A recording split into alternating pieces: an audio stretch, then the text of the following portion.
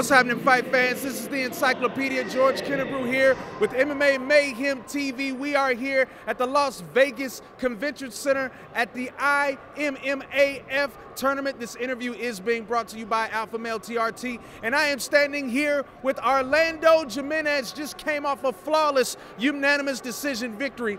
Now, Orlando, in that first round, I saw that you guys were striking and kind of filling each other out, right. But towards the second and third round, you really started to impose your will on your opponent and take over. Walk me through that sequence. Yeah, like you said in the beginning, we're just filling each other out. He's very tall. He was throwing the kick, leaving the leg there. For me, a wrestler, easy to grab. So from that point on, I was able to dictate the pace, take it to the ground, keep it there. The submissions weren't there. It's a little tougher with these gloves. But just total dominance on the top control, second and third round. Well, end of the first, second, and third round. So that was the game plan.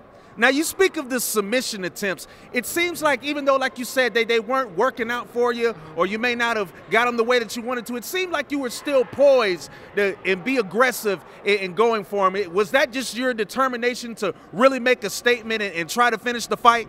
Definitely. You know, you always want to keep your composure. Even if you're exhausted, you don't want to show that you're tired, and then keep that dominance on top. Keep it there. You're winning the round. Continue to throw punches, continue to look for the submission. If it's not there, don't force it, but also just to the judges, show that dominance on top.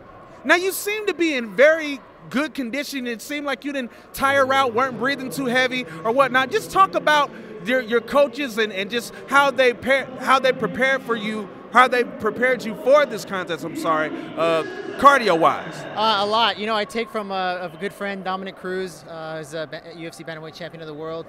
His conditioning is out of this world. Actually, I just take a chapter out of his book and put it into my camp, and that's what you're seeing on display. Eric Del Fiero, an Alliance MMA, Dominic Cruz style conditioning to prepare for these fights. And last thing, what is one's mindset going forward? I mean, I know you don't really have any footage or have any time to prepare for your next opponent. So is it really just a case of just staying in shape and making sure your mind is in the right place and just getting ready to go for it head on the next time? Yeah, it's exactly what it is. You know, you don't know who you're going to have next, but you're dealing with, you know, having the rest of the day off, having to think about it, then finding out at night who you have. It's going into your sleep. You're thinking about it in the morning. So these things, those are the battles you don't see that take place before you step in the cage. But all those things, you know. But you have to be confident in your training and your tool set, and most importantly for me, I believe your conditioning, because he was coming with some very heavy kicks. Because he was tall and long. Yeah. I had to weather that storm with the conditioning. But at the end of every round, it took him maybe 3 or 4 more seconds to get up off that stool. That told me he was tired. So while I was on the other end, jumping up, prepared. He's seeing that. Right. So that makes a lot of the difference, those little things. All right, ladies and gentlemen, there you have it. This is Orlando Jimenez. He's looking to do some big things and make a major statement in this tournament, so look out for him the rest of this week. This interview has been brought to you by Alpha Male TRT. I am the Encyclopedia, and the page has been turned.